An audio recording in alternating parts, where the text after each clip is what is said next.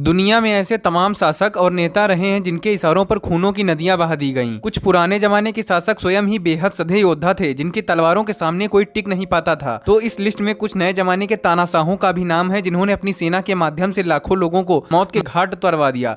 आइए जानते हैं दुनिया के कुछ क्रूर और हिंसक शासक जिन्होंने इतिहास में अपनी छाप छोड़ दी। तो hello, this is Abhinav Kashyap and let's begin. Number 1, Genghis Khan.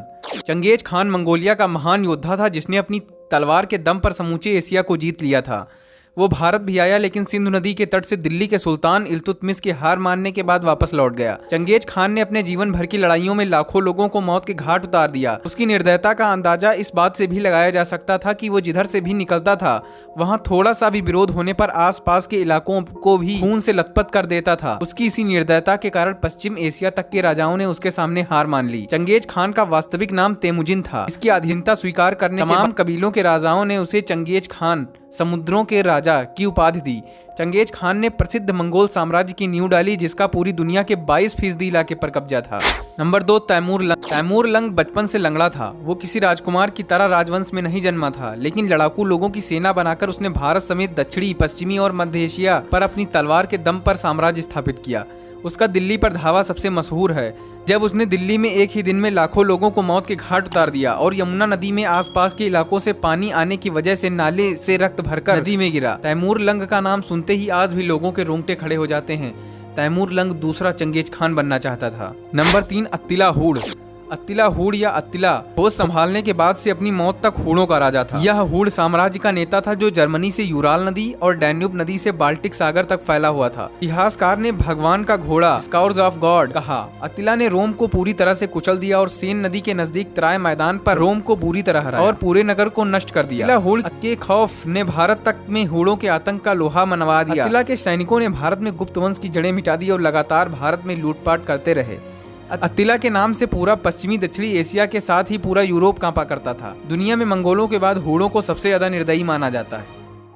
नए जमाने के शासक में एडोल्फ हिटलर का नाम भी टॉप पर आता है। एक मजदूर के तौर पर हिटलर शुद्ध रक्त आर्य के सिद्धांत पर जर्मनी को दुनिया का सिरमौर बनाना चाहता था। नाजी पार्टी के नाम लाखों की हत्याओं का कलंक है। हिटलर के आदेश पर लाखों लोगों को रासायनिक हथियारों और गोलियों के दम पर मौत के घाट उतार दिया गया। हिटलर ने लाखों यहूदियों, कुर्दों का नरसंहार करवाया। दुनिया को दूसरे विश्व युद्ध में झोंकने वाले हिटलर के नाम से आज भी पूरी दुनिया खौफ खाती है। यही वजह है कि हिटलर से जुड़ी तमाम चीजों पर प्रतिबंध लगा दिया गया।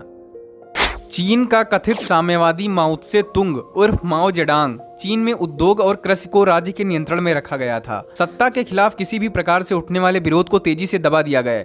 माओ के समर्थक बताते हैं कि उसने चीन का आधुनिकीकरण किया। लोगों का कहना है कि उसकी नीतियों के भुखमरी, जबरन श्रम और फांसी की सजाओं के माध्यम से 4 करोड़ लोगों को जान गंवानी पड़ी। माओ त्से तुंग कम्युनिस्ट क्रांतिकारी विफल सामाजिक राजनीतिक प्रयोगों के लिए भी जाना जाता है। इसके बावजूद चीन में करोड़ों लोगों और अधिकांश राजनेता माओ त्से, जो अपनी ही लाखों देशवासियों के मौत का जिम्मेदार है, की विचारधारा का सम्मान करते हैं। नाम जोसेफ स्टालिन का। इसका जन्म जॉर्जिया में हुआ था। बचपन से ही मार्क्स से प्रभावित था। कथित क्रांतिकारी गतिविधियों के कारण स्टालिन को भी निर्वासन सहने पड़े। इस दौरान वह साइबेरिया में रहा। लेनिन की मौत के बाद उसके उत्तराधिकारी के तौर पर जोसेफ स्टालिन उभरा। 1930 के दशक में स्टालिन ने त्वरित औद्योगिकरण और सामूहिकीकरण के लिए मजबूर किया, जो बड़े पैमाने पर भुखमरी, श्रम शिविरों में लाखों लोगों की कैद और मौत के लिए जिम्मेदार था। स्टालिन साम्यवादी नेता ही नहीं था बल्कि वह एक तानाशाह भी था। 1936 में 13 रूसी नेताओं को सजाए मौत दी।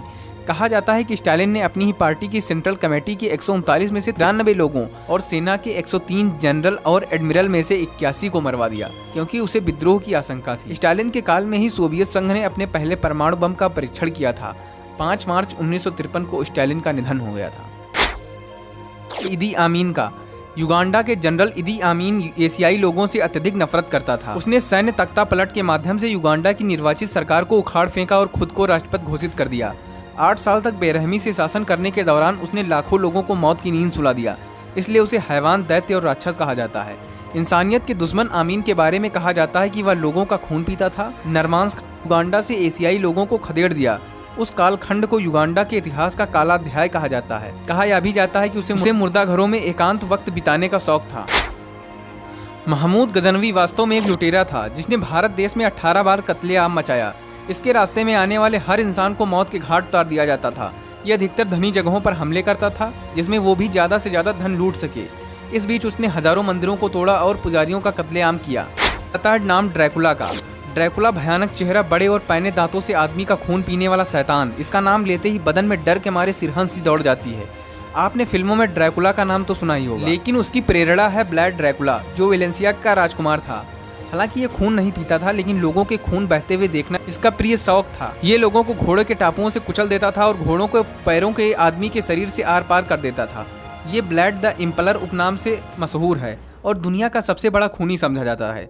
इसने वेलेंसिया की कुल आबादी के 20% लोगों को, यानी 1 लाख से अधिक लोगों को ऐसी यातनाएं देकर मौत की घाट उतारा, जिनके बारे में लोग आज भी जानकर सिहर जाते हैं। सन 1476 में इसकी मौत के बाद लोगों ने राहत की सांस ली। नाम आता है लियोपार्ड द्वितीय का। लियोपार्ड द्वितीय बेल्जियम का राजा था। इसने कांगो में लाखों लोगों को मौत के घाट उतरवा दिया। लियोपार्ड द्वितीय ने 1865 में अपनी मौत से पहले कांगो को फ्री स्टेट घोषित करने की कोशिश की। इसने केंद्रीय अफ्रीका के कांगो देश में 14 बार नरसंहार करवाया, जिसकी वजह से बेहद क्रूर शासक के तौर पर जाना जाता है। रोब्सपियरे, फ्रांस की क्रांति के दौरान काफी समय तक आतंक का दूसरा नाम। उसने पूरे देश में विरोधियों की सामूहिक हत्याएं करवाईं। 18वीं सदी में रोब्सपियरे ने छोटे से जीवन में ही हजारों लोगों की हत्याएं करवाईं। खुद ही हथियारों के साथ लड़ाई के मैदान में मोर्चा संभालना और सरकारी बैठकों में हिस्सा लेने का प्रिय शौकीन था। इसके आतंक का ही परिणाम था जब इसे सत्ता से हटाया गया तो उसने बिना किसी मुकदमे की गिलोटिन से इसका सर धड़ से अलग कर दिया गया। दोस्तों, ऐसे इंटरेस्टिंग और नॉलेजेबल वीडियोस पाने के लिए वीडियो को लाइक करके चैनल को सब्सक्राइब करें।